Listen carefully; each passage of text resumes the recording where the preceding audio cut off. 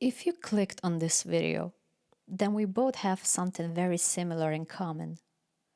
You feel different from others around you. You somehow don't fit in. You don't know how to act around other people. You're considered weird, maybe by others or maybe even yourself. How do you cope with it?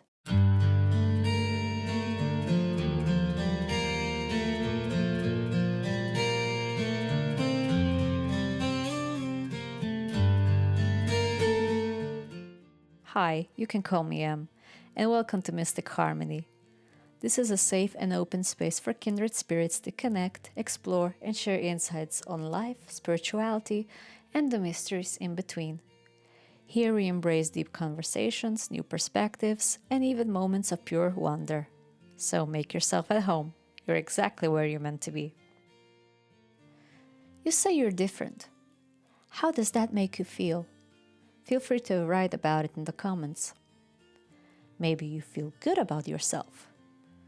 You maybe think you're unique and therefore a rare species. You stand out in the crowd.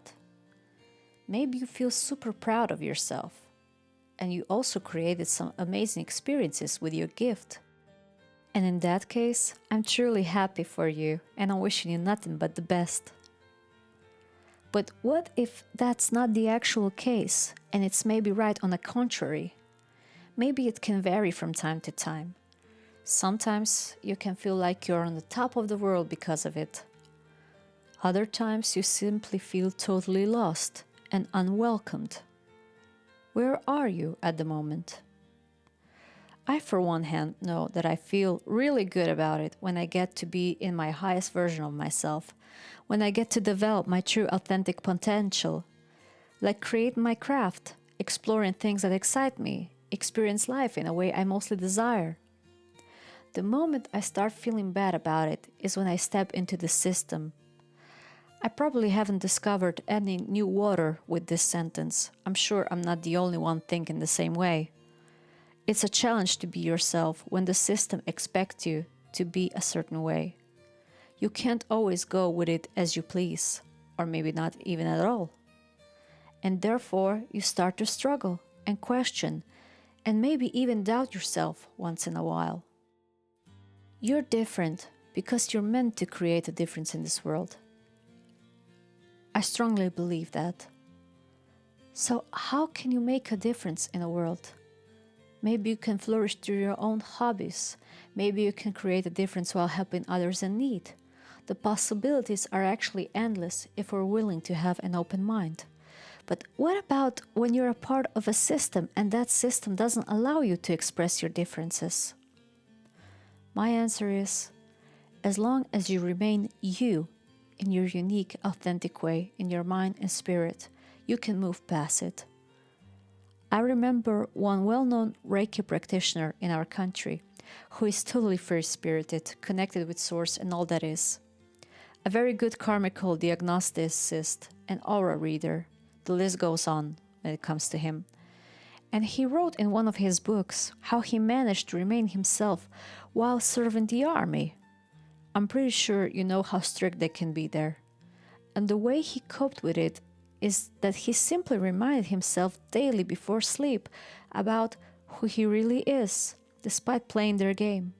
He played their game for the entire time he served there, but he always reminded himself of who he is and did his best to remain true to himself in the mind and soul.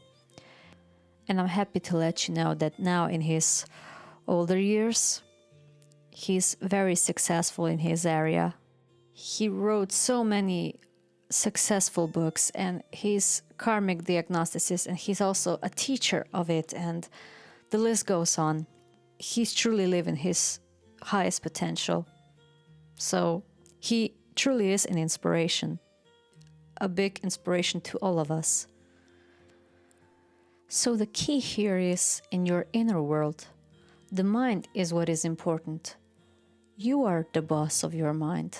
You can decide what your mind is going to think about. You decide how the mind is going to cooperate with you, or maybe even decide to trick you now and then.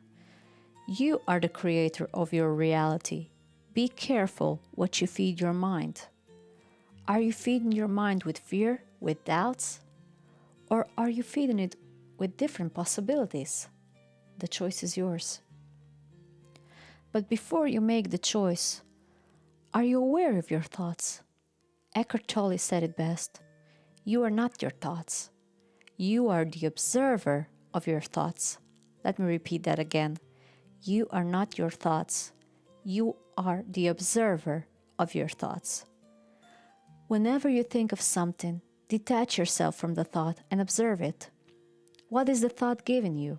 Is it giving you something worth having it? Or is it giving you something that makes you doubt yourself? Take your time and be gentle with yourself. And don't judge yourself. We're all in the same bowl. We all experience this. It's a practice like a muscle. You won't master your mind in one day. Maybe not even in a year or a decade.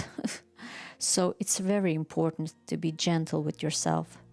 Being consistent and show up for yourself and your mind regularly, that's what's important. And when you get into long spiral of thoughts, catch the thought and ask yourself, how is this thought serving me? Is this thought working on the best version of myself? If not, you know it's better to remove it as soon as possible. Of course, you won't be able to remove it instantly, but do practice consistently. You'll master it sooner or later. I'm sure you will. So even though we started with a topic about being different, we focused on the mind. In my personal opinion, I believe the mind is the key to many solutions when it comes to creating our lives for the better in general. Maybe you have a different idea how to cope with being different, and I would be happy to read about it. Let me know about it in the comments.